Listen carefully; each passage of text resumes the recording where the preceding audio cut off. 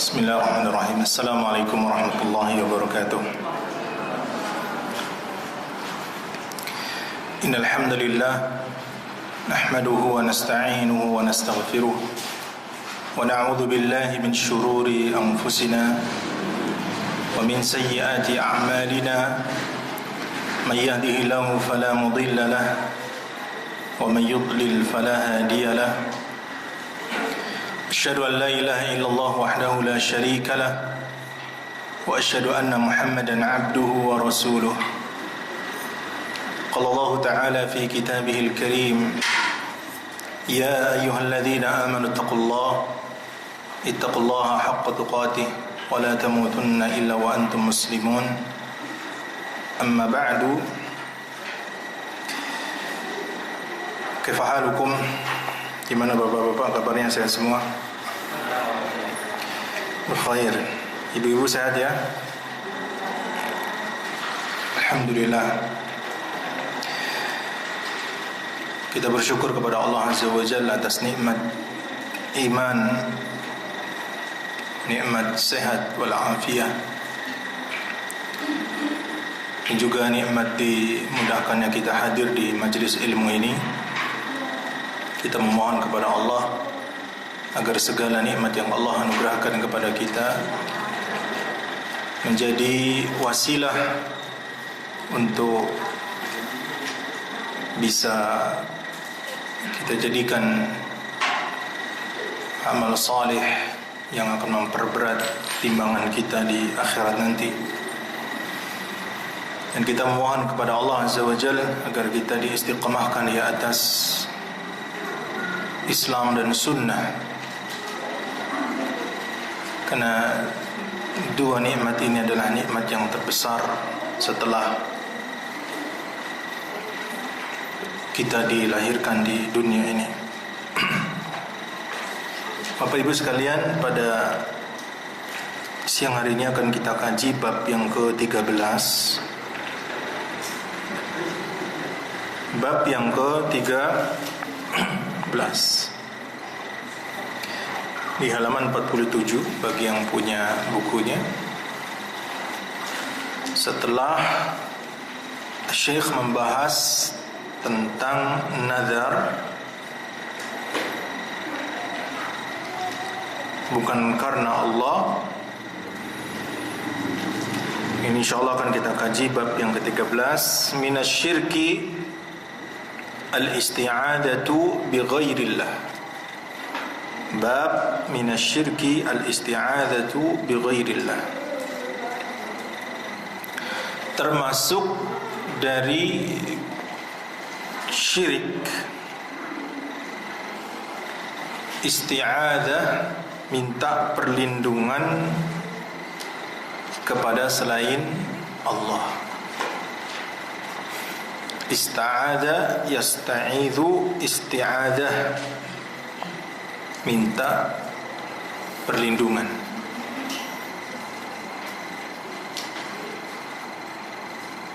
Meminta perlindungan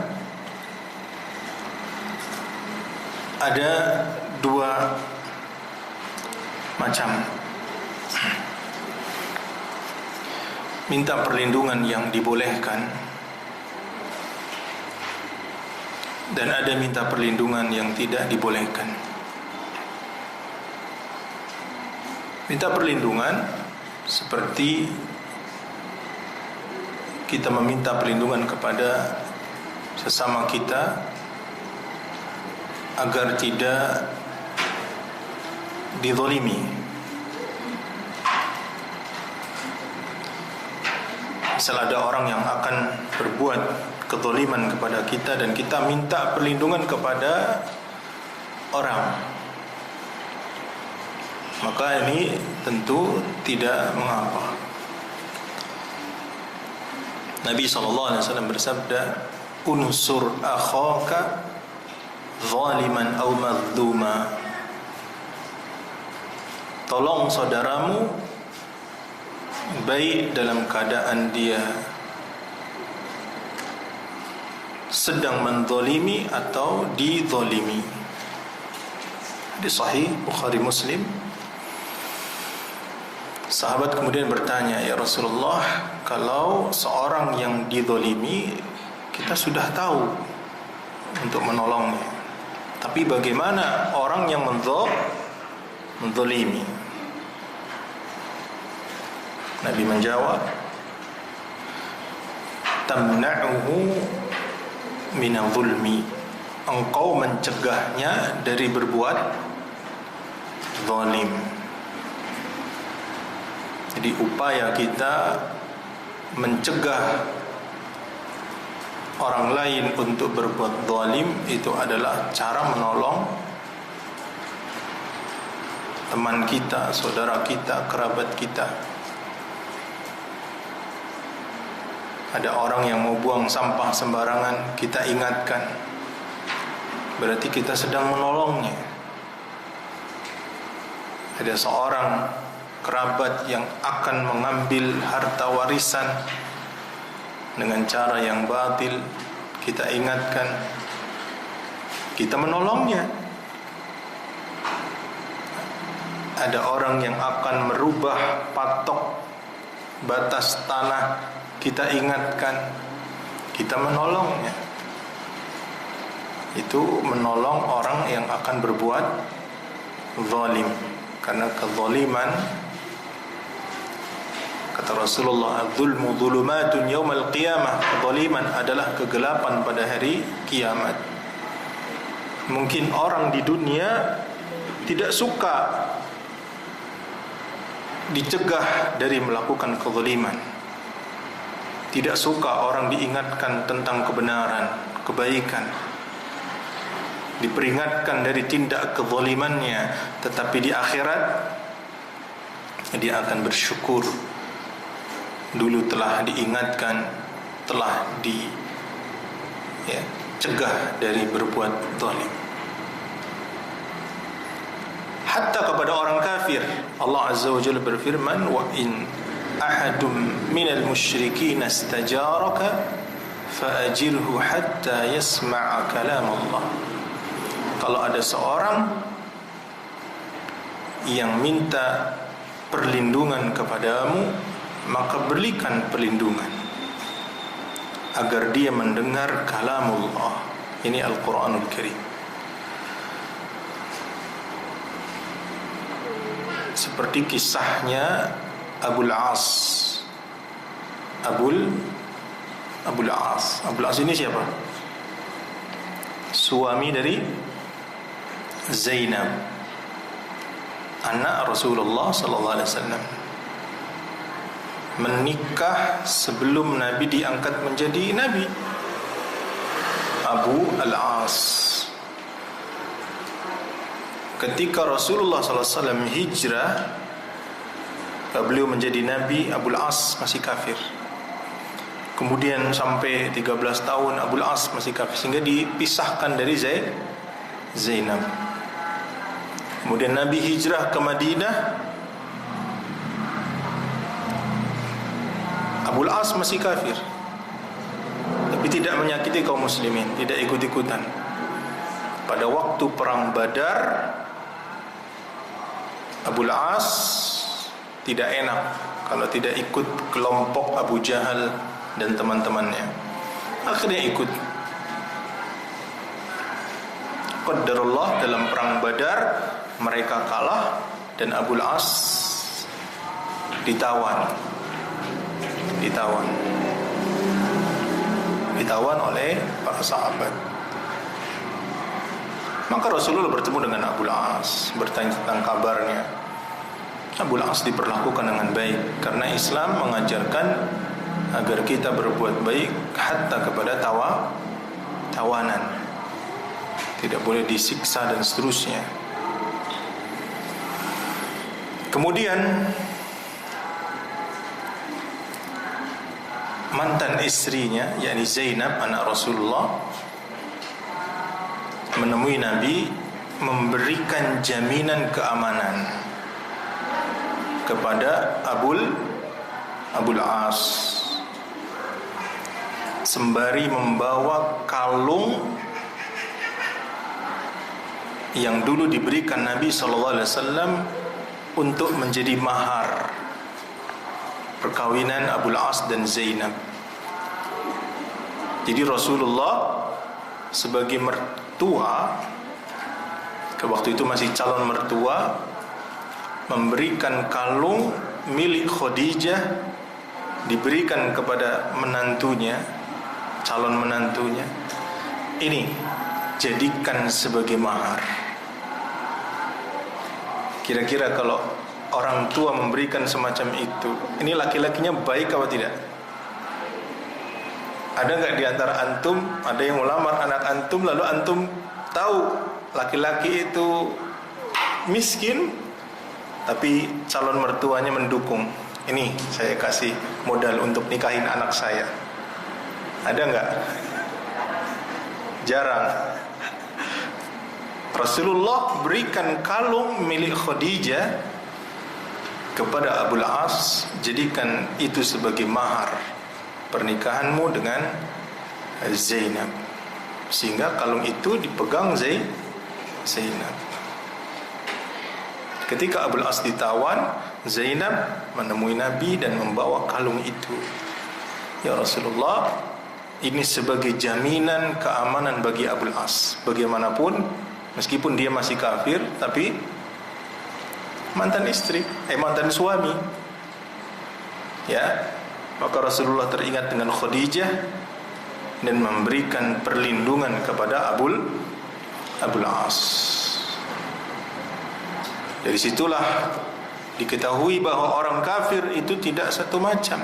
Ada orang kafir yang terikat perjanjian muahad, ada orang kafir yang dalam di negeri kaum muslimin, ya, zimmi, ada musta'min, kafir yang minta perlindungan, dan ada kafir harbi.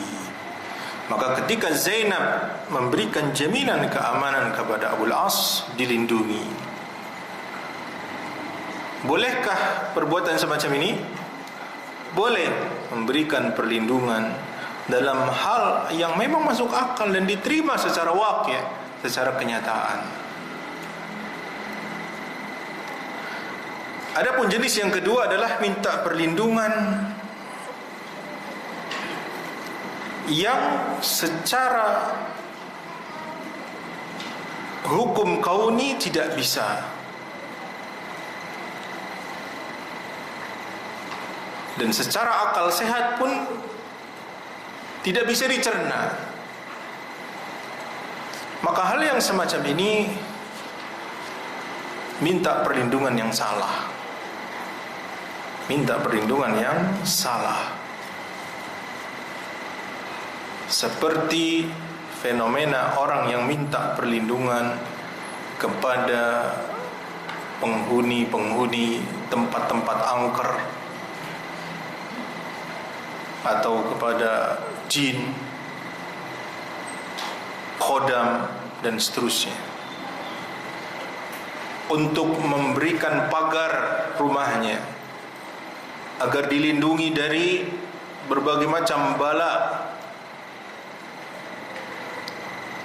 Minta perlindungan kepada jin untuk melakukan ini dan itu, maka itu tidak dibenarkan. Ya, Allah Azza wa Jalla berfirman dalam surah Al-Jin ayat 6, wa annahu kana rijalun minal insi ya'udzuuna birijalin minal jinni fazaduhum rahaqa. Dan bahwasanya ada seorang laki-laki dari manusia minta perlindungan kepada laki-laki bangsa jin. Laki-laki dari manusia minta perlindungan laki-laki dari bangsa jin. Berarti jin itu punya jenis kelamin, karena Allah katakan birijalin minal jinni. Laki-laki ini minta perlindungan kepada jin. Fazaduhum rahaqa, maka jin itu menambah rahaqa, yakni dosa, kesalahan, kesesatan. Itu makna rahaqa. Sahabat yang mulia Abdullah bin Abbas radhiyallahu anhuma dalam kitab-kitab tafsir berbicara tentang ayat ini, bahwasannya dulu bangsa Arab, masyarakatnya terbiasa minta perlindungan kepada jin. Ketika mereka melewati suatu tempat yang mereka anggap angker, maka mereka minta izin, minta perlindungan agar tidak diganggu dan seterusnya. Wa annahu kana rijalun minal insi ya'udzuuna birijalin minal jinni fazaduhum rahaqa. Fenomena ini masih terjadi apa tidak? Masih. Ada pohon gede, pohon beringin, udah ratusan tahun. Mau lewat ke situ, serem. Nyuwun sewu mbah, kula nuwun. Dia bilang sama siapa? Ya, saya cucu mau lewat, ya mohon tidak diganggu, iya kan? Ini termasuk fenomena. Bahkan pernah saya sampaikan, ada di Subang itu ada jembatan yang konon angker, sehingga apabila melewati jembatan itu harus memberikan pengorbanan, lalu dilemparkan uang. Ya, berarti jinnya doyan uang ya. Ya. Jadi uang sial kata mereka, agar tidak diganggu ketika melakukan perjalanan. Maka ini tidak boleh, karena menafikan tawakal di dalam hati kepada Allah Azza wa Jalla. Kita tahu bahwasanya jin bisa mempengaruhi kita, bisa memberikan mudarat kepada kita. Kita yakin jin ada, ya ada. Allah menciptakan jin ingin memberikan mudarat kepada kita. Mereka ya melakukan itu. Tapi minta perlindungan dengan perkara hal-hal yang gaib semacam itu, ya kepada Allah Azza wa Jalla. Minta perlindungannya kepada Allah, bukan dengan lempar uang. Akhirnya warga sekitar memanfaatkan itu, ya. Akhirnya siap-siap malam hari bawa sapu, itu dilempar uangnya, sauk lumayan ya. Itu di Pantura ya. Sampai sekarang masih ada nggak? Masih ya. Di Subang. Subang itu sebelah mana Pak? Ya kalau dari Citayam masih sana lagi lah ya. Pantura Pak, Subang ya. Itu.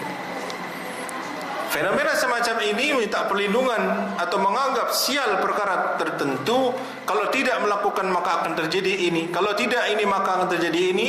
Maka ini fenomena yang harus dijauhi oleh kaum muslim.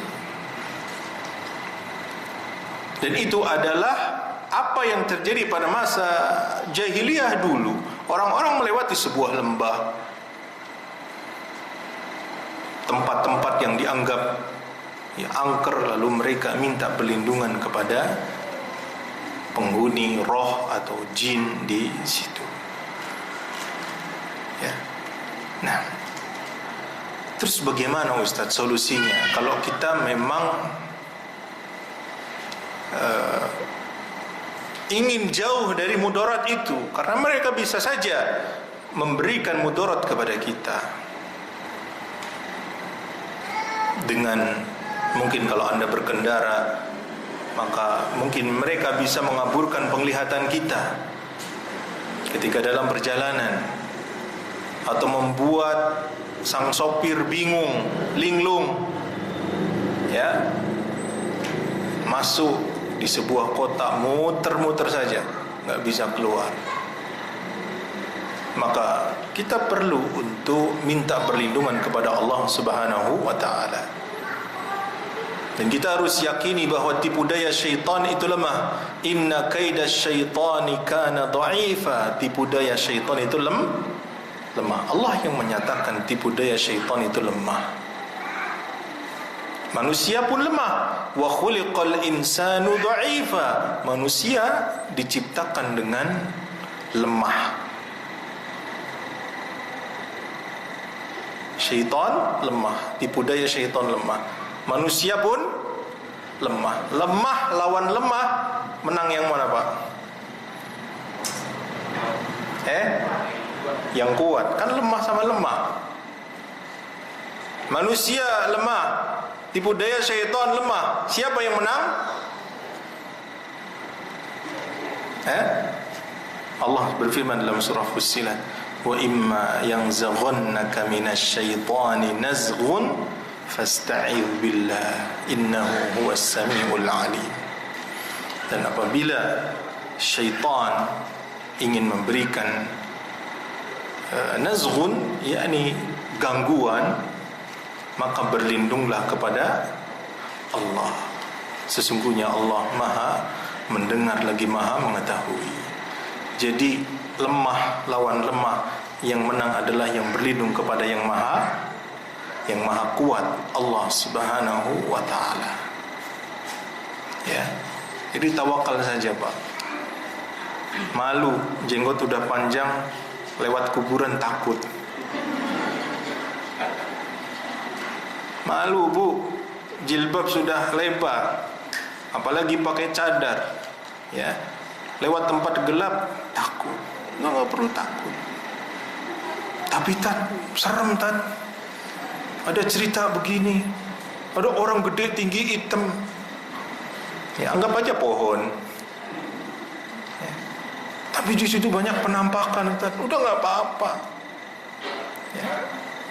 Nggak perlu takut. Mereka makhluk Allah, kita pun makhluk Allah. Kok takut? Tak usah takut. Kalau dia menampakkan diri mau fight, berantem, ayo berantem. Itu tantangin saja.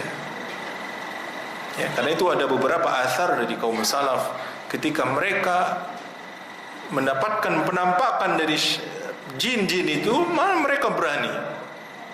Ya. Ada yang dikejar, ada yang dilempar, sehingga mereka akan takut. Ya, ini maka tidak perlu takut, Walaqad khalaqnal insana fi ahsani taqwim. Allah telah menciptakan manusia pada bentuk yang sempurna. Jadi kitalah yang wujud. Mereka adalah makhluk halus yang tidak terlihat maksudnya. Maka butuh energi ketika mereka harus menampakkan diri.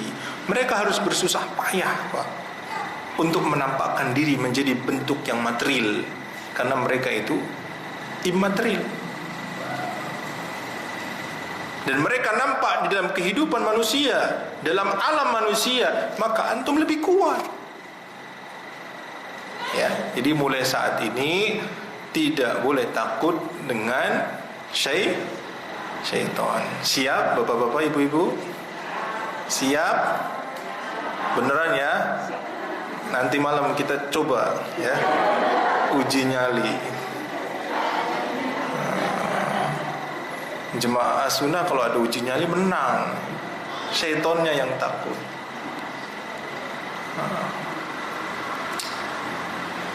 Saya ingat dulu waktu kecil, Pak, sering diajak nyari jangkrik, ya.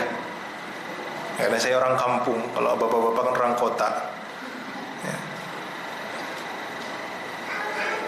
Biasa lewat tempat-tempat, ya, yang gelap, karena kan modalnya hanya pakai obor sama patroma, lampu patroma, ya. Sekarang masih ada, Pak Has Prabu? Masih, ya, tapi jarang karena minyak tanahnya udah langka. Kalau dulu kan kita suka diperintah, "Cana beli minyak tanah," sambil bawa drijennya dipukul-pukul pakai dengkul, ya, duk gitu, ya. pakai patroma, terang. Kadang patromanya kita kecilin, gelap Pak, gelap biasa. Karena belum diberi image yang buruk, ya. Lewat tempat gelap, lewat pohon-pohon yang rimbun, karena belum pernah disusupi tempat itu tempat angker, biasa aja Pak. Begitu pulang baru ceritain, tadi itu tempat angker begini-begini, biasa aja. Jadi terkadang kita ini ditakutkan dengan sesuatu yang itu masuk ke dalam otak bawah sadar kita. Takut akan terjadi ini, akan terjadi itu, sehingga paranoid kitanya. Ya. Coba kita berpikir menggunakan logika kita, akal sehat kita yang Allah berikan. Seandainya Anda naik motor di tengah tempat yang sangat gelap, Anda sendiri, lebih bahaya mana? Begal atau setan? Begal kan? Karena wujud manusia. Tapi kadang orang lebih takut dengan hal-hal semacam itu. Sehingga apa? Ketika kita takut, ya udah, syaitan yang menang.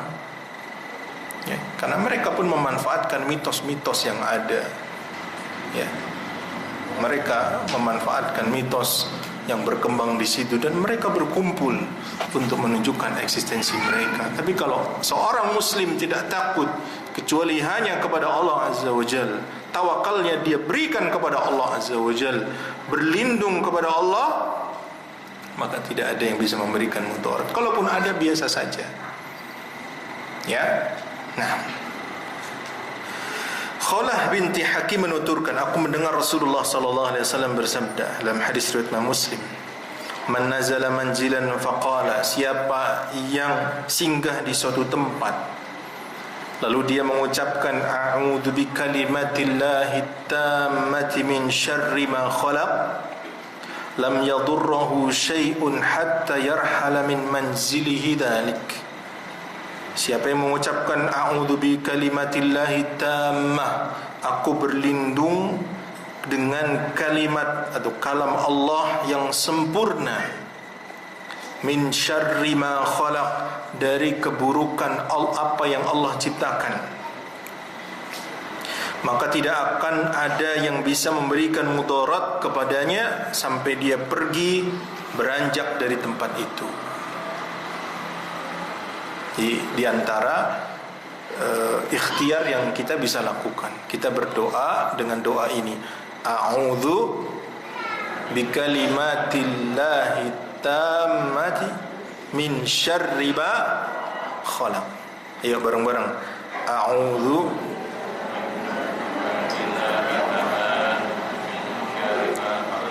a'udzu bikalimatillahi tammati min syarri ma khalaq. Pendek, tapi maknanya luar biasa. Aku berlindung dengan kalam Allah, dengan kalimat Allah yang sempurna. Hal ini menunjukkan bolehnya kita bertawassul dengan sifat Allah Azza wa Jalla. Kalau kita menyebut asma Allah dalam doa biasa, Ya Rahman irhamni, wahai yang maha pengasih, kasihani aku. Ya Rahim, yang maha penyayang, irhamni, berikan kasih sayang padaku. Ya Tawwab, yang maha pemberi taubat, tub alayya, berikan taubat kepadaku. Itu kan kita bertawassul dengan asmaul husna, dengan nama-nama Allah, itu biasa. Walillahil asmaul husna fad'uuhu biha. Dalam surah Al-A'raf Allah sebutkan Allah memiliki nama-nama, maka berdoalah dengan menyebut nama Allah itu.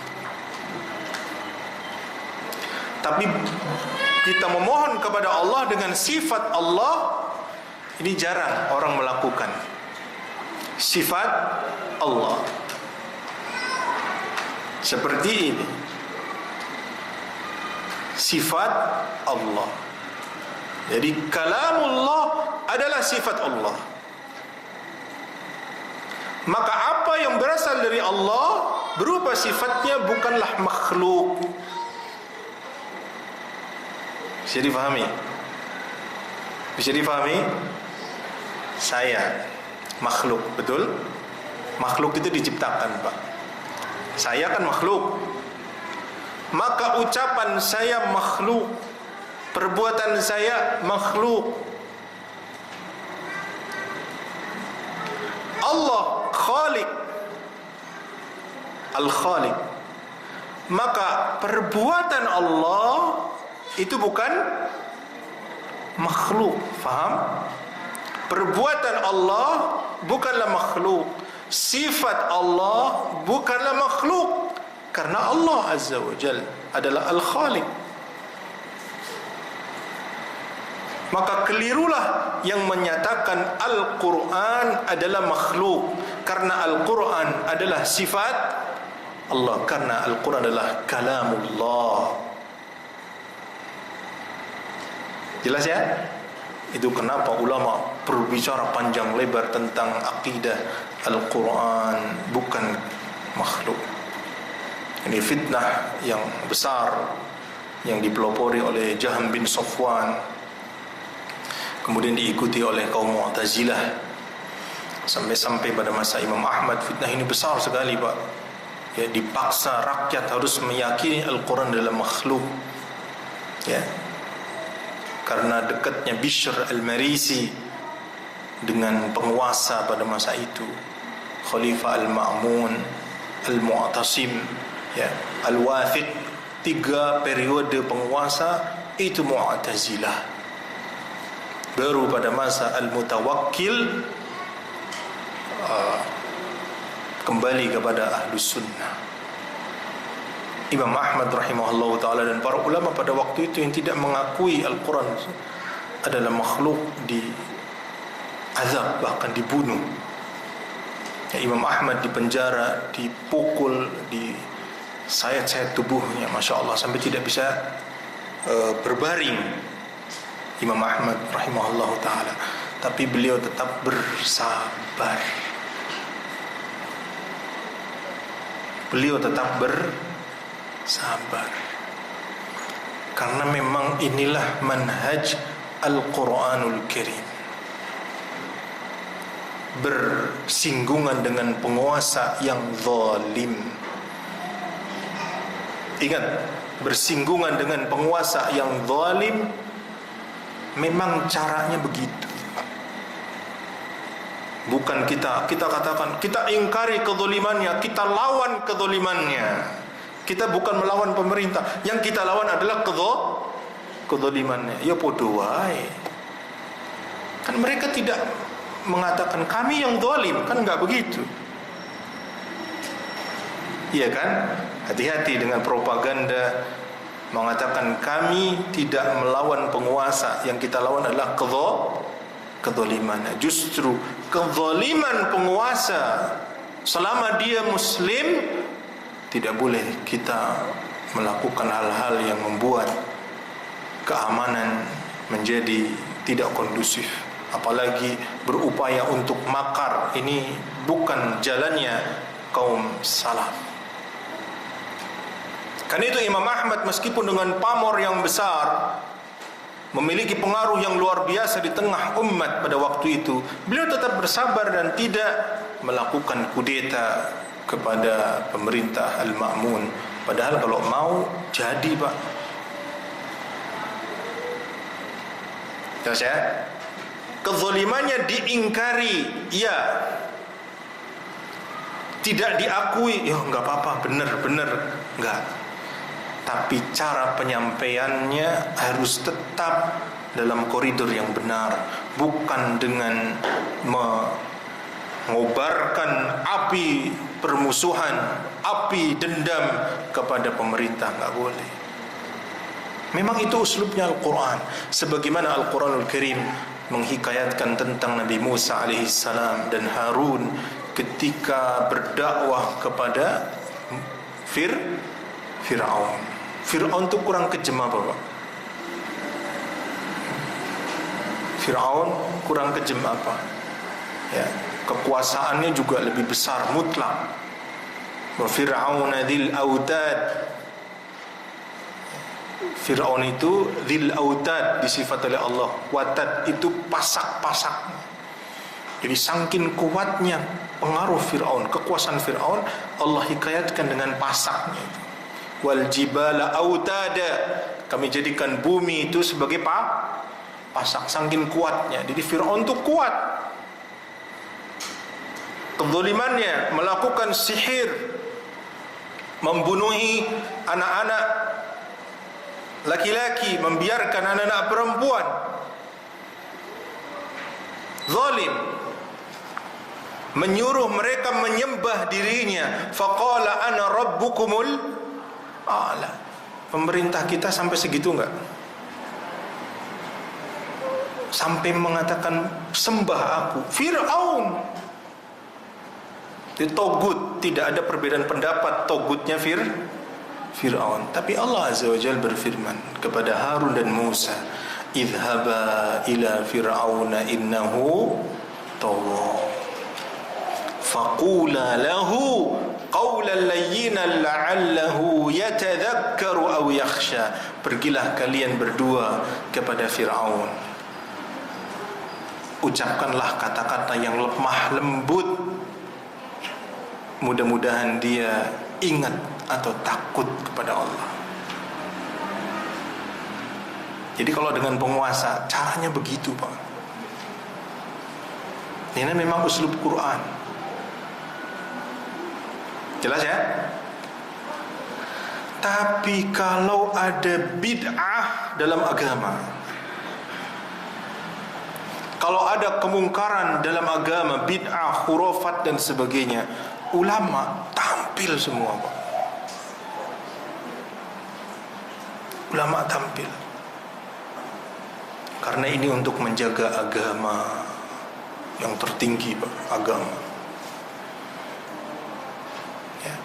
Bukan menjaga kekuasaan, menjaga agama. Memang begitu. Karena itu pengingkaran para ulama terhadap para pelaku bid'ah itu keras. Diingkari, dijelaskan kepada umat meskipun dibenci. Suatu ketika Imam Ahmad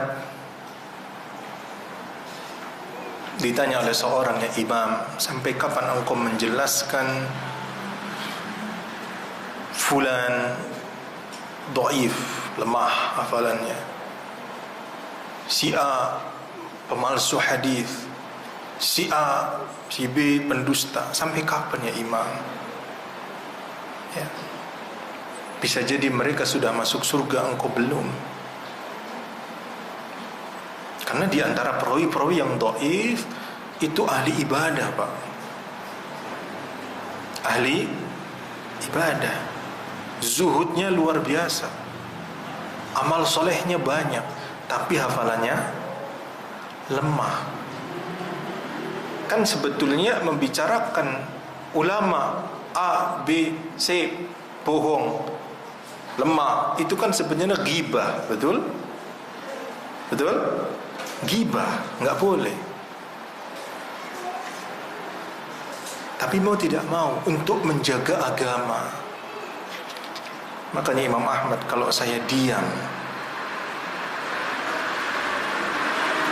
Yahya bin Ma'in diam, Syu'bah diam, ulama-ulama ahli hadis diam, siapa yang akan membersihkan agama ini dari penyimpangan?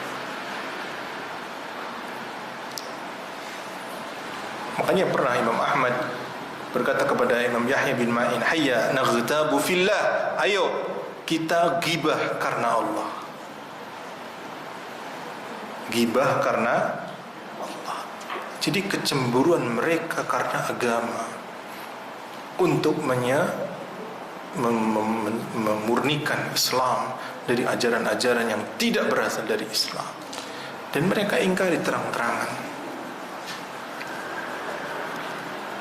Syubhat yang lagi gencar sekarang juga, bahwa dakwah salafiyah itu dakwah khawarij terhadap dai, tapi Murji'ah kepada para penguasa. Paham maksudnya? Khawarij maksudnya keras terhadap dai-dai yang lain, tapi Murji'ah gak mau ngingkari terhadap penguasa. Bukan semacam itu, karena memang itulah ajaran Islam. Ketika kita mengingkari adanya bid'ah, adanya penyimpangan dalam agama, bukan berarti kita membenci mereka sebenci-bencinya. Tidak. Mereka tetap kaum muslimin. Ada di antara mereka yang tokoh, ada di antara mereka yang pelopor bid'ah, dedengkot bid'ah, tapi ada mereka yang awam yang cuma ikutan. Dan kita tidak mengkafirkan mereka secara personal. Maka ucapan kullu bid'atin dhalalah wa kullu dhalalatin finnar, semua bid'ah itu sesat dan pelakunya itu di dalam neraka, bukan berarti otomatis setiap orang yang melakukan itu kita vonis dengan neraka. Itu tidak, Pak. Enggak boleh kita memvonis personal kecuali ulama. Ustaz, ada tetangga saya itu ikut acara ini, itu kan bid'ah Ustaz, berarti dia ahli neraka. Neraka, surga itu serahkan kepada Allah, karena kita pun dosanya banyak, Pak. Sebagaimana dia melakukan dosa bid'ah, kita pun punya dosa. Tinggal nanti perhitungan hisabnya di sisi Allah Azza wa Jalla. Cuma dia keliru dalam cara pandang agamanya, manhajnya. Ya. Nah, ini jadi perlu difahami uslub cara penyampaian nasihat kepada penguasa dengan nasihat kepada kaum muslimin. Ini memang uslubnya semacam itu di dalam Islam. Dengan penguasa tetap lembut, hatta seperti Fir'aun. Hatta seperti Fir'aun. Apalagi yang dibawa Fir'aun. Tidak boleh kemudian kita mengobarkan permusuhan, melakukan huru-hara, melakukan makar untuk melakukan kudeta dan seterusnya. Tidak boleh. Kalau itu dibuka, hancur negeri kaum muslimin. Ya. Dan ini adalah manhaj nubuwah, manhaj ilahi dari Allah Azza wa Jalla yang maha mengetahui segala akibat yang akan terjadi. Jelas ya? Nah, karena itu a'udzu bikalimatillahi tammati min syarri ma khalaq. Kita boleh berlindung dengan sifat Allah, karena sifat Allah bukanlah makhluk. Jelas ya? Maka mengatakan Al-Quranul Karim adalah makhluk, kesalahan besar, karena Al-Quran adalah kalamullah dan kalam Allah bukanlah makhluk. Itu sifat Allah Azza wa Jalla. Karena itu para ulama sejak zaman dahulu mereka meyakini Al-Quran adalah kalamullah. Ustaz, memang butuh pembahasan semacam itu. Ini akidah. Semua masalah akidah itu bukan masalah sepele. Tapi kok kepikiran ya, Al-Quran kalamullah atau makhluk? Ya, karena kalau Al-Quran adalah makhluk, yang namanya makhluk itu bisa benar, bisa salah. Kalau Al-Quran makhluk, berarti Al-Quran bisa salah. Konsekuensi yang lain, Pak, konsekuensi yang lain ketika Al-Quran mengatakan, ya, dengan khitab ana, innani, misalkan dalam surah Toha, innani anallahu la ilaha illa ana fa'budni wa aqimis salata li dzikri. Sesungguhnya aku adalah Allah, sembahlah aku dan dirikan salat untuk mengingatku. Ini yang mengucapkan Al-Quran. Kalau Al-Quran makhluk berarti dia meminta untuk disembah, betul? Dan ini syirik. Bagaimana mungkin Al-Quranul Karim mengajak kepada kesyirikan, kepada kekufuran? Sembah aku. Maka kata-kata aku, nahnu, itu diserahkan kepada Allah Azza wa Jalla. Maka Al-Quran bukanlah makhluk. Kenapa menggunakan nahnu? Inna nahnu nazzalna dzikra wa inna lahu lahafizun. Kami yang menurunkan Al-Quran dan kami yang menjaganya. Kok tidak satu ana saja? Nahnu itu litta'zim, untuk membesarkan. Ya, walillahil matsalul a'la, milik Allah permisalan yang lebih mulia. Seperti seorang pejabat mengatakan, kami telah melakukan berbagai macam agenda begini, dengan menyebut kami. Itu pejabat, ya, untuk membesarkan namanya. Maka Allah berhak menggunakan nahnu, dan itu adalah uslubnya orang Arab. Bukan berarti Allah tidak esa, tidak. Allah tetap qul huwallahu ahad. Ya. Jadi doa ini, faedah dari doa ini, a'udzu bikalimatillahi tammah, dan kalimat Allah maha sempurna, tidak ada aib padanya. Maka Al-Quranul Karim sebagai kalam Allah tidak ada cacat padanya. Hatta manusia itu tidak setuju. Kembali lagi ya kepada Al-Quran. Ini diantara mukjizatnya Al-Quran, Pak. Orang gak setuju dengan konsep ini dan konsep itu, dia akan mencari konsep yang lain. Tapi dia akan menyadari, benar juga Al-Quran. Subhanallah. Ini Al-Quranul Karim. Ya. Misal qisas. Banyak orang gak setuju, betul? Bunuh dengan bunuh. Walakum fil qisasi hayatun.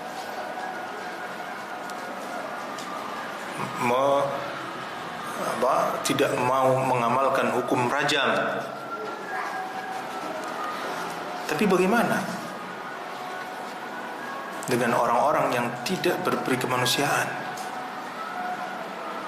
Mereka dengan dalih HAM dan sebagainya, dia membunuh orang lain pakai HAM apa tidak? Ketika ada pembunuh membunuh orang, dia menggunakan HAM apa tidak? Tidak. Maka ketika memberikan hukuman tidak pakai HAM. Karena kalau pakai HAM jangan dibunuh gini. Maka kita tidak memuliakan manusia yang terbunuh. Kan begitu kan? Itu. Dan akan memberikan mudarat yang berkelanjutan. Satu kampung dengan kampung tawuran, satunya terbunuh, balas lagi, terbunuh lagi, tawuran lagi, terus saja. Suku Aus dan Khazraj gara-gara balap kuda, Pak. Awalnya balap kuda, kalah, malu, tawuran, terbunuh, akhirnya dibalas lagi, korban lagi, jatuh korban, terus perang, Pak, nggak pernah berhenti. Aus dan Khazraj. Itu masyarakat jahiliyah semacam itu. Balas-balasan terus, tidak ada kata berhenti. Jadi perang terlama mungkin ya, nggak pernah berhenti. Aus dan Khazraj puluhan tahun itu. Tahu-tahu ada yang diculik oleh suku yang lain, tahu-tahu ada yang dimusuhan. Itu Aus dan Khazraj. Begitu Islam datang, mereka bersatu. Semuanya masuk Islam, mereka bersatu. Jadi Islam menyatukan. Ya. Nah, kemudian di antara faedah doa ini, min syarri ma khalaqa, dari keburukan apa yang Allah ciptakan. Min syarri ma khalaqa, dari keburukan apa yang Allah ciptakan. Jadi keburukan itu disandarkan kepada apa yang Allah ciptakan. Bukan min syarrillah, dari keburukan Allah. Enggak. Perhatikan ya. Keburukan itu tidak disandarkan kepada Allah, tapi disandarkan kepada makhluknya. Kenapa? Karena pandangan manusia yang terbatas. Pandangan manusia yang terbatas.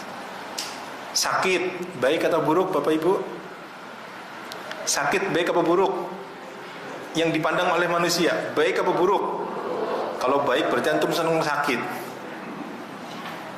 Sakit gigi, baik apa buruk? Buruk. Tapi di sisi Allah baik.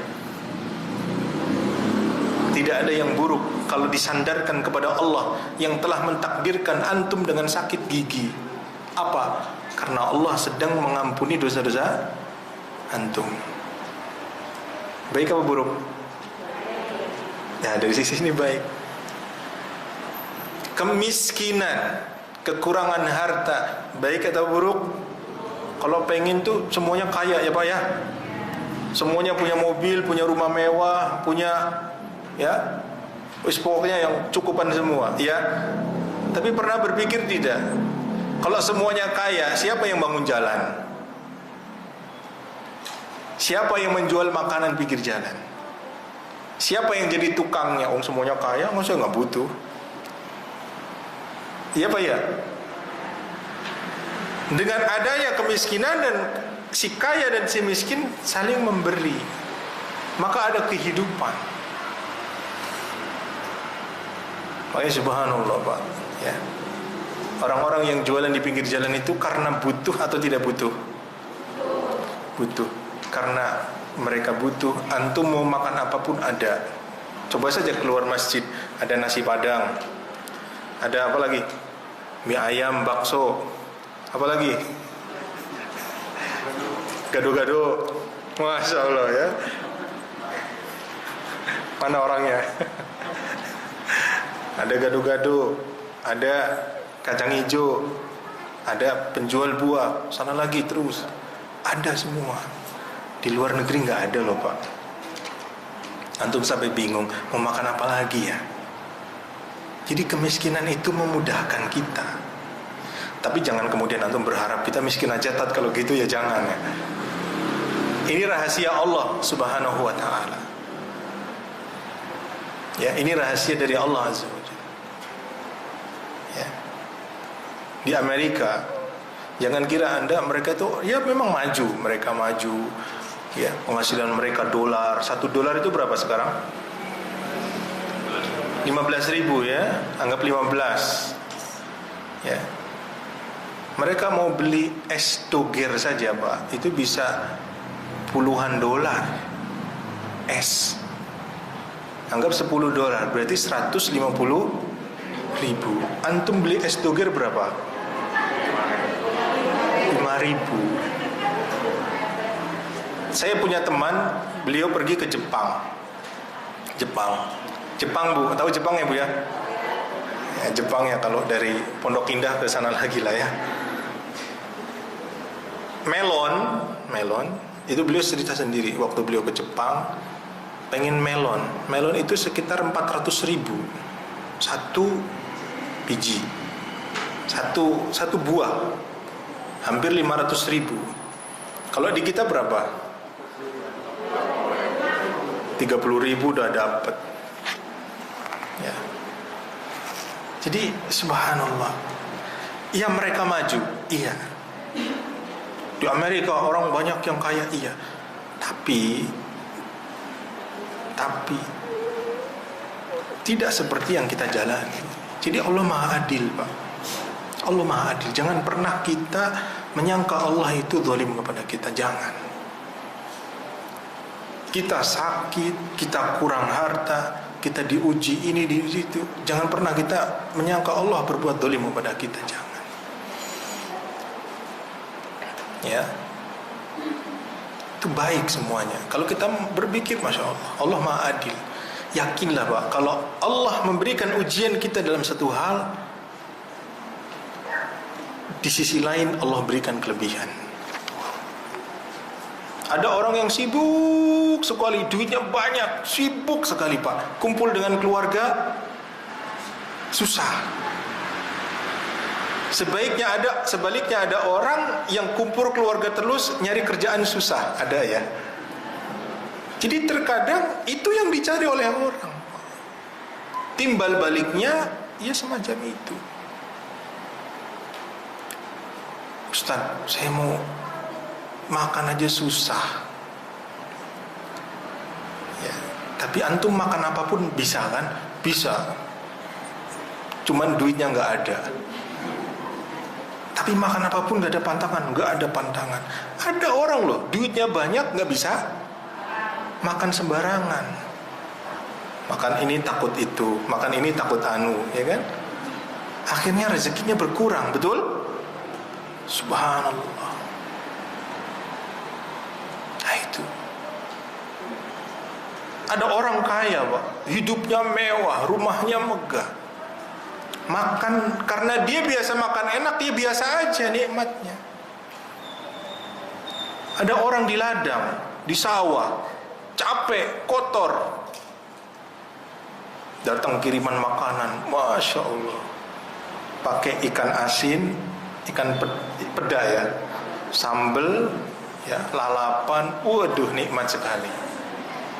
Kakinya masih kotor karena habis masuk gitu ya. Makanya di pinggir pinggir kali lah begitu ya, sambil ditemani oleh angin yang sepoi-sepoi dengan bau ilalang yang khas ya. Nikmat. Jadi kenikmatan itu dirasakan oleh mereka, tidak dirasakan oleh mereka yang duduk di kursi yang empuk, bersih. Jadi jangan kita suudzon kepada Allah.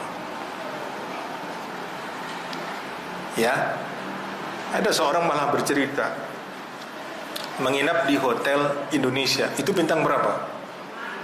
Bintang 5 ya? HI ya. Itu mewah, Pak. Kursinya mewah, kasurnya empuk, Masya Allah.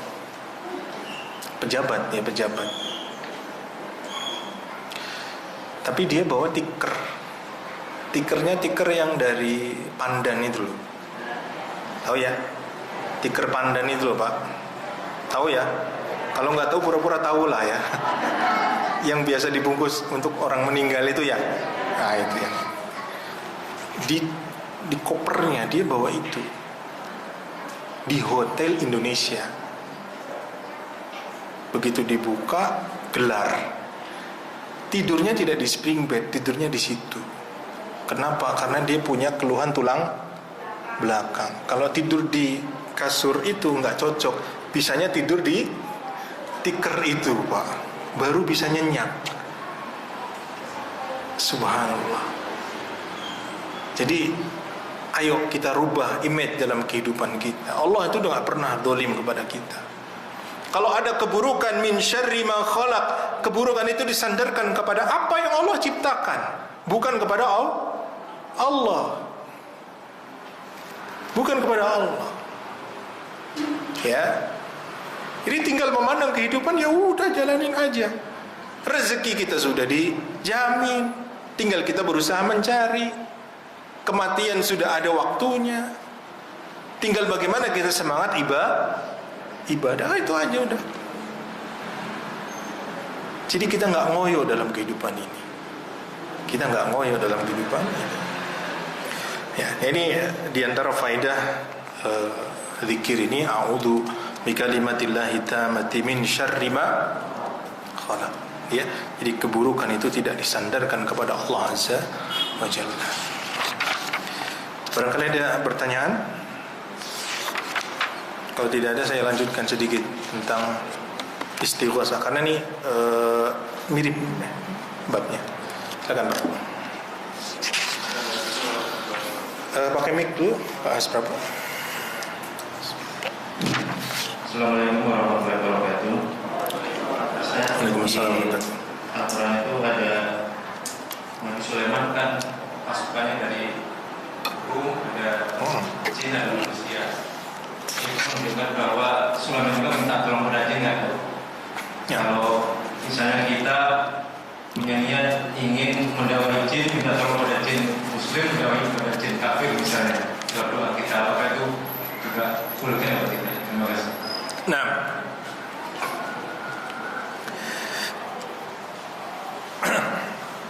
bagaimana hukumnya minta perlindungan kepada jin? Berdalil dengan kisah Nabi Sulaiman alaihissalam. Yang pertama, kisah tentang Nabi Sulaiman itu benar adanya, bahwa Allah memberikan kelebihan kepada Nabi sekaligus raja yang kaya raya, Pak. Jadi Nabi plus raja.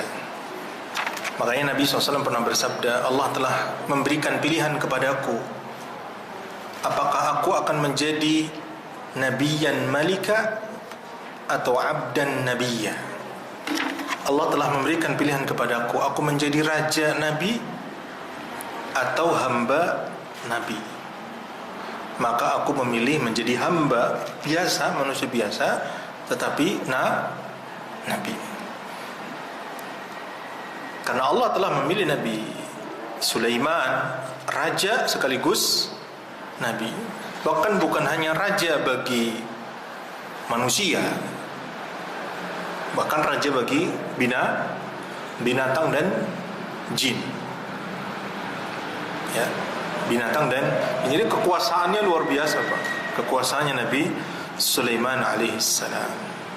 Ya, mengetahui obrolan semut ketika pasukan Sulaiman sedang jalan, lalu ada semut yang mengatakan, ya, masuklah kalian, ya. Waqalat namlatu ya ayyuhan namlu dukhulu masakinakum. Semut mengatakan, satu semut mengatakan, masuklah kalian ke dalam tempat tinggal kalian. La yahtimannakum Sulaiman wa junuduhu wa hum la yash'urun. Ya, agar mereka tidak menginjak-injak kamu sedangkan mereka tidak sadar. Masuk. Nabi Sulaiman mendengar itu, fatabassama dhahikan min qawliha. Lalu Nabi Sulaiman tersenyum dan tertawa atas ucapan semut. Jadi Nabi Sulaiman mengetahui bahasa binatang. Begitu juga dengan hudhud. Ya, ketika hudhud tidak ada, mana hudhud? Cari. Ya. Ternyata hudhud sedang telat karena melihat inni wajadtu imra'atan tamlikuhum wa utiyat min kulli syai'in wa laha 'arsyun 'azim. Aku melihat ada seorang wanita yang menjadi raja, ya, dan dia memiliki singgasana yang hebat, tapi mereka menyembah matahari. Ya, kisahnya ada dalam Al-Quran, surah An-Naml. Itu adalah kisah tentang hikayat tentang Nabi Sulaiman. Bagaimana tentang hikayat para nabi? Apakah bisa menjadi dalil bagi kita? Anda baca Al-Quran, di situ ada cerita tentang hikayat para nabi, kemudian bisa ditarik sebuah hukum. Ini bagaimana? Boleh atau tidak? Kan itu kan cara pendalilannya, ya. Ini dalam pembahasan usul fiqih. Bolehkah kita menarik sebuah kesimpulan hukum dari cerita para nabi terdahulu? Jawabannya boleh, asal tidak bertentangan dengan ajaran Islam. Asal tidak bertentangan dengan ajaran Islam. Karena ada cerita para nabi terdahulu yang ditentang oleh Islam atau dibatalkan, ada juga yang didiamkan, ada juga yang sesuai dengan ajaran Islam. Kalau didiamkan di dalam Al-Quran dan dihikayatkan di dalam Al-Quran, bisa kita ambil kesimpulan. Seperti misalkan kisahnya Nabi Yusuf alaihissalam, beliau berkata kepada Raja Al-Aziz, ij'alni ala khazainil ard. Nabi Yusuf berkata, jadikan aku bendahara negeri Mesir ini. Bolehkah seorang minta jabatan? Boleh atau tidak? Kalau dari kisah Nabi Yusuf boleh. Boleh. Tapi Nabi SAW pernah berkata kepada Abdurrahman bin Samurah ketika dia minta jabatan. Maka kata Nabi, wahai Abdullah, kalau engkau minta jabatan, engkau diberi jabatan karena meminta, engkau akan diberi beban. Tapi kalau engkau meminta jabatan kalau engkau diberi jabatan tanpa meminta, Allah akan menolongmu. Hadis riwayat Bukhari.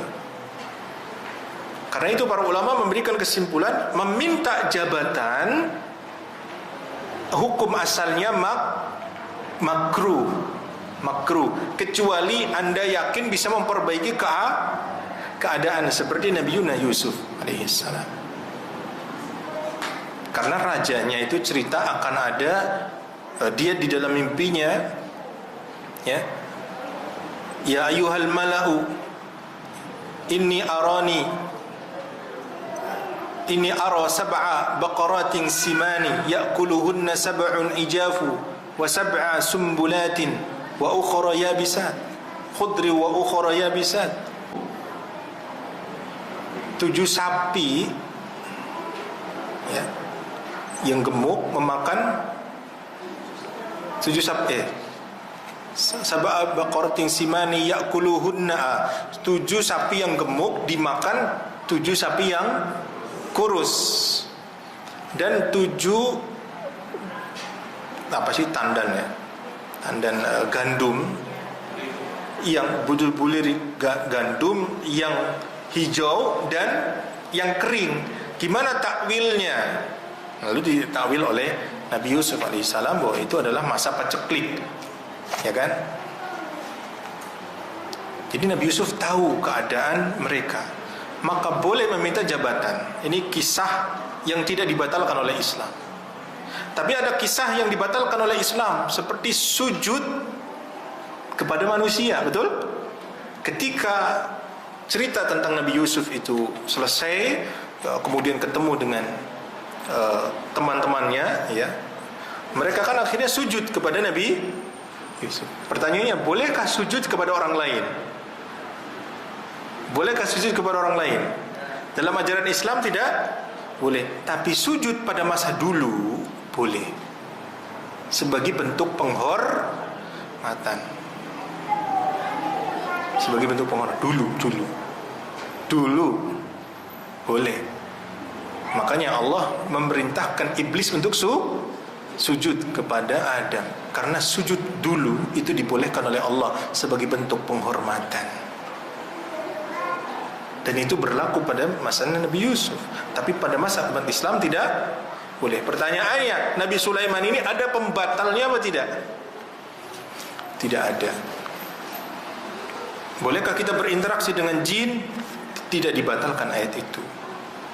Karena itu para ulama berbeda pendapat. Yang kedua, tentang hukum meminta perlindungan, untuk meminta bantuan kepada jin. Untuk meminta bantuan kepada jin, misalkan mencari barang yang hilang, untuk mencari korban Gunung Semeru, ya, karena jin itu kan mereka melihat juga pas ada kejadian itu tempat-tempatnya boleh apa enggak. Kalau atau ada anak kecil naik gunung, anak SMP, kemudian hilang, ya, dicari, bolehkah menggunakan bantuan jin? Para ulama berbeda pendapat. Pendapat pertama membolehkan berdasarkan hikayat tentang Nabi Sulaiman. Tapi dalam perkara yang mubah tentunya, ya, bukan untuk sihir, bukan untuk pelet, bukan untuk apa. Jelas ya? Pendapat kebanyakan ulama tidak boleh. Dalam perkara-perkara yang mubah tidak boleh. Karena apa? Karena membuka celah untuk terjadinya kemusyrikan. Dan betapa banyak kebohongan-kebohongan dari jin, syaitan, dan itu membuka, dan itu yang lebih rajih insyaallah taala, saddan lidzari'ah, untuk menutup celah-celah keburukan. Itu. Kemudian pertanyaannya, kalaupun boleh, caranya gimana untuk berhubungan dengan jin? Anggaplah boleh. Caranya berhubungan dengan jin gimana, Pak? Nunggu dibisikin. Caranya itu loh. Iya kan? Bisa jadi di sini ada jin ikut kajian. Tapi caranya kita berinteraksi dengan mereka bagaimana? Iya kan? Kita tidak punya ilmunya. Maka pembahasan bolehkah minta pertolongan kepada jin dalam perkara-perkara yang mubah dan seterusnya, itu pembahasan yang hanya sekedar wacana saja, tapi prakteknya tidak bisa. Karena itu Rasulullah SAW ketika perang Badar, padahal posisinya sangat butuh bantuan, 300 melawan 1000-an, 1/3 lebih. Tidak minta bantuan pada jin, minta bantuannya kepada Allah Subhanahu wa taala, lalu Allah turunkan malaikat. Maka lebih baik jangan meminta bantuan kepada jin hatta dalam perkara mubah. Begitu Pak Hasrabu.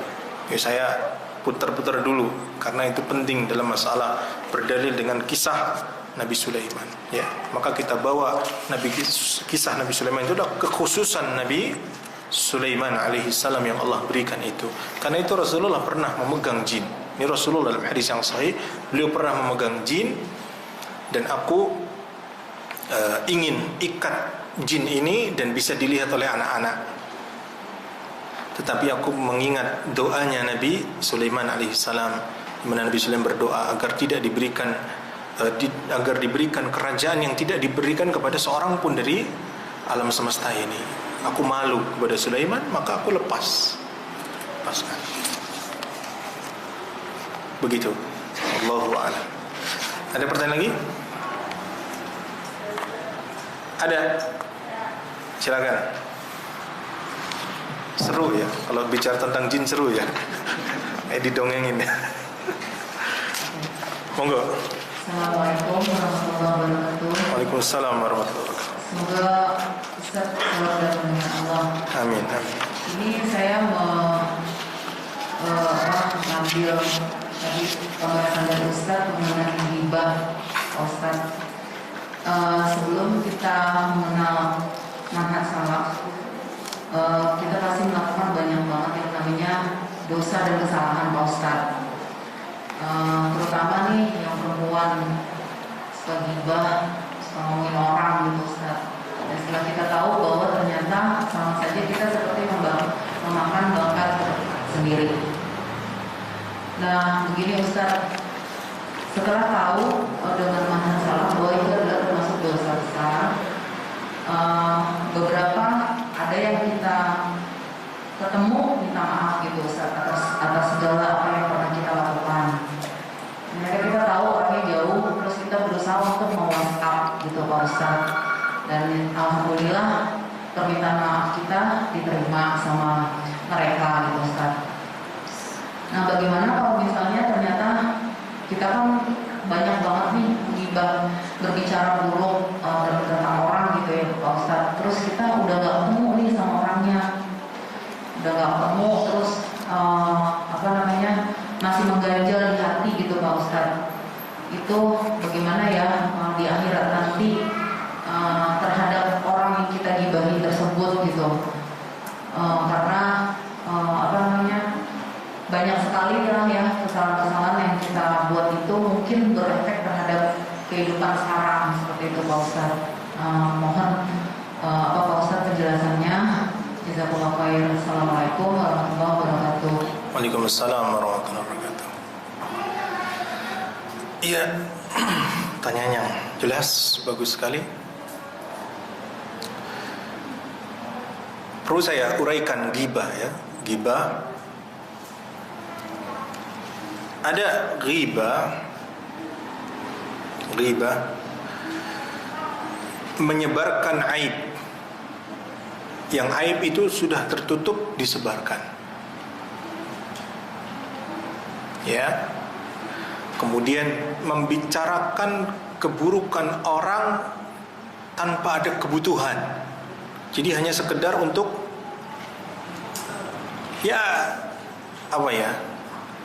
bahan obrolan saja. Ini hukumnya haram. Hukumnya haram dengan kesepakatan ulama. Dan nas Al-Quran Al-Karim dalam surah Al-Hujurat, Allah berfirman, وَلَا يَغْتَبْ بَعْضُكُمْ بَعْضًا. Janganlah salah seorang dari kalian menggibahi yang lain. ayuhibbu ahadukum ayyakula lahma akhihi maitan fakarihtumu? Bukankah salah seorang dari kalian kalau makan bangkai saudaranya itu dia tidak suka? Jadi ghibah Allah bahasakan dengan makan bangkai, kan haram bangkai itu, apalagi bangkai manusia. Maksudnya ya jelas tidak boleh. Manusia yang hidup harus dijaga, apalagi yang meninggal tidak boleh. Jelas ya Bu ya. Yang kedua, ada ghibah tetapi dilakukan ghibah itu untuk maslahat yang besar. Seperti apa? Agama tadi. Seperti membicarakan perawi-perawi yang lemah, yang dhaif, maka hukumnya boleh. Tapi ingat, ad-daruratu tubihul mahdurat wad-daruratu tuqaddar biqadriha. Sesuatu yang darurat diambil sekedarnya saja. Jadi sesuatu yang dilarang, yang terpaksa, itu menjadikan sesuatu yang dilarang dibolehkan. Tapi sesuatu yang dibolehkan itu diambil rukhsahnya sekecil mungkin. Jadi ghibah kepada ulama, makanya para ulama ketika mengomentari fulan dhaif itu sedikit saja. Tidak berbicara ini tidak, sedikit saja. Kalau menghibahi orang karena ada maslahat, hukumnya boleh, tapi secukupnya saja. Ada orang Pak, kebiasaannya utang, dan kalau punya utang nggak pernah bayar. Kebetulan dia hutang kepada teman kita, dan kita tahu dia akan hutang, dan kita tahu track record dia. Bolehkah kita membicarakan kepada si A yang akan dihutangi, Pak, jangan kasih karena gini? Boleh apa tidak? Karena maslahat. Karena kalau itu dilakukan, terzolimi saudara kita. Maka ghibah yang semacam itu dibolehkan. Nabi SAW pernah, hadis Bukhari Muslim, ada seorang yang akan datang, lalu Nabi SAW katakan ketika melihat orangnya, bi'sa ibnul ashirah, sungguh buruk perangai orang itu. Ini salah seorang dari munafik. Orang itu datang menemui Nabi ya, setelah dilihat ternyata datang ke Nabi. Aisyah mendengar ucapan Nabi buruk, dia orang buruk. Orang itu malah datang kemudian menemui Nabi. Maka Nabi tetap berbicara dengan sopan, dengan baik. Setelah orang itu pulang, Aisyah bertanya, Rasulullah, kau katakan orang itu buruk, tapi begitu dia datang kau tetap berlaku lemah lembut. Maka kata Nabi SAW, ya sesungguhnya seburuk-buruknya manusia di sisi Allah adalah seorang yang dijauhi oleh manusia karena takut keburukannya. Seburuk-buruknya manusia di sisi Allah adalah ketika ada orang yang dijauhi manusia karena takut keburuk. Jangan dekat-dekat dia mah begini-begini, karena keburukan dia. Maka ghibah kepada orang semacam ini dibolehkan sekadar kebutuhan yang mendesak. Ada developer muslim udah ngaji tapi bodong, menipu, boleh nggak dibuka aibnya? Boleh, agar tidak memakan korban yang lain. Maka ini ghibah, tetapi ghibah yang dibolehkan secukupnya. Jelas ya? Nah, kalau pertanyaan tadi berkaitan dengan ini jelas jawabannya. Tapi kalau yang pertama, yang pertama bagaimana? Kalau ghibah yang pertama, jenis yang pertama memang tidak ada kebutuhan, hanya sekadar ngobrol-ngobrol saja, cerita keburukan orang kesana kemari. Nah, baru ada dua kemungkinan, Bu. Kemungkinannya memberikan mudarat atau tidak. Ghibah itu ada konsekuensinya atau tidak? Karena ada orang yang menggibah, kemudian nama orang yang digibah itu tercemar, padahal dia tidak begitu misalkan. Berarti kan mudarat. Kalau kita menghibai orang semacam itu, kita harus datang dan minta maaf. Kalau zaman sekarang ada WhatsApp, kita harus minta dihalalkan. Dan kita perbaiki namanya. Kita perbaiki namanya. Gibahin orang, ya, dibumbuhi dengan kedustaan, maka kita harus selamatkan namanya. Saya yang bohong, dia enggak begini-begini, harus diselamatkan. Tapi kalau dia tidak tahu, kemudian tidak memberikan efek dia dibenci oleh orang, dia dijauhi oleh orang karena kita menghibahi dia, maka kita cukup bertobat kepada Allah Subhanahu wa ta'ala. Sebisa mungkin kita minta maaf. Tapi ada orang yang kalau kita minta maaf malah semakin marah. Oh, jadi selama ini kamu ngibahin saya, ya. Nah, kalau semacam itu, dia nggak tahu sama sekali. Dia nggak tahu sama sekali. Efeknya juga tidak ada. Maka dosanya kepada Allah Subhanahu wa ta'ala. Sebisa mungkin Anda minta maaf untuk dihalalkan, ya. Tapi kalau kemudian Anda minta maaf malah menimbulkan mudarat yang lebih besar, ya tidak perlu. Anda tinggal sebisa mungkin untuk amal solehnya diperbanyak, karena nanti hisabnya di akhirat, ya. Nah, Allahu a'lam bishawab. Ada pertanyaan lagi? Cukup ya? Tapi sebisa mungkin Anda minta maaf kepada orang yang digibahi. Apalagi banyak bumbu-bumbu yang bohong ketika menceritakan aib orang lain, ya. Nah, dan sebisa mungkin kita jangan sering membicarakan orang. Kalau kita sering membicarakan orang, yakinlah bahwa orang itu tahu suatu saat kita pun akan dibicarakan oleh dia. Ngerti? Kalau Anda bertemu dengan orang yang biasa membicarakan aib orang lain, yakinlah bahwa aib kita akan dibicarakan. Jauhi. Ya, sekedarnya saja bermuamalah dengan orang-orang semacam itu. Kecuali ada mudarat, Anda boleh buka. Kalau tidak dibuka, akan tidak baik. Atau hal-hal yang memang perlu dalam sebuah tim, atau hal yang teknis yang harus segera diselesaikan, harus ada solusi segera. Tapi jangan kita menggibahi orang, ya, karena ini dosa besar. Allahu a'lam bishawab. Ada pertanyaan lagi?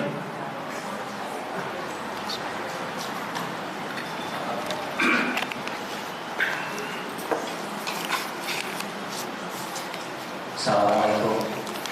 Waalaikumsalam warahmatullahi wabarakatuh. Barakallahu fiik Ustaz. Assalamualaikum. Yang disampaikan sangat bermanfaat. Kalau masalah itu Ustaz,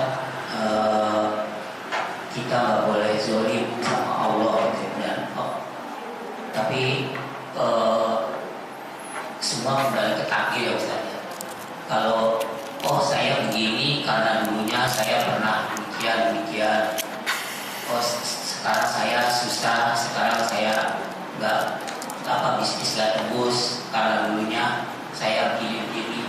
Itu dibolehkan nggak Ustaz dalam perkara ini? Afwan. Bolehkah kita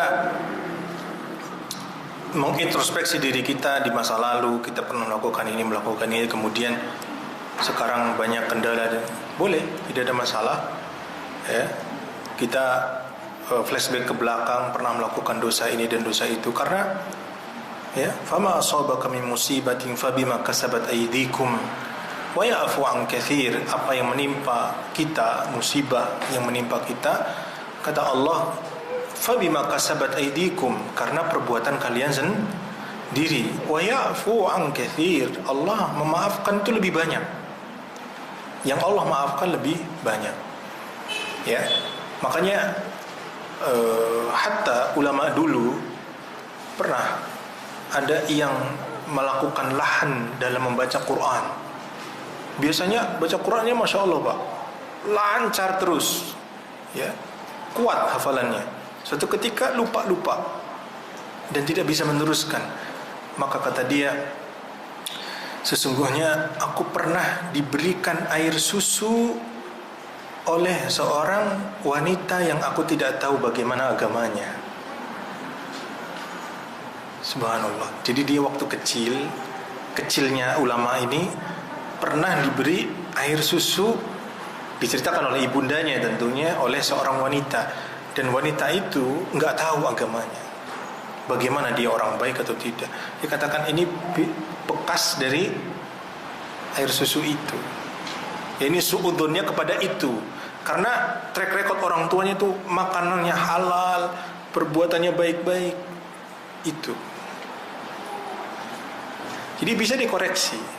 Kita mengkoreksi, karena dosanya orang-orang dulu itu sedikit ya. Para salaf itu, mereka orang soleh dosanya sedikit sehingga mereka kerasa. Antum kalau tidak berbohong, sekali berbohong itu kerasa. Wah, ini bohong, nggak boleh. Tapi kalau antum bohong, biasa berbohong, nggak kerasa. Antum biasa membuang sampah di tempat sampah rapi, begitu antum buang sampah bungkus permen di jalan, kerasa, betul? Itulah dosa. Itulah dosa. Maka apa yang terjadi sekarang, musibah ini, kok saya begini, bisa disandarkan kepada diri kita. Tapi ingat bahwa masa yang lalu sudah berlalu. Ya, kita hidup itu seperti spion, Bang. Spion itu perlu untuk melihat ke belakang, betul? Untuk belok kanan, belok kiri, lihat spion. Tapi jalan tetap ke depan, bukan ke belakang. Jadi hidup itu semacam itu. Ya, kita melihat flashback belakang, oh iya gini. Tapi kita terus maju. Ya, terus maju. Penyesalan terhadap dosa yang telah lalu, kemudian ini sudah takdir Allah, boleh. Ingat ya, bukan berdalil dengan takdir ketika dilakukan maksiat itu, tapi sudah berlalu. Sebagaimana hadis Bukhari Muslim tentang kisah Nabi Adam dan Musa alaihissalam. Ini perkara gaib ya. Nabi menceritakan Nabi Musa mendebat Nabi Adam dengan mengatakan, wahai Adam, engkau adalah bapak kami, ya. Engkau Allah ciptakan dengan tangannya, tapi engkaulah yang membuat kita keluar dari surga.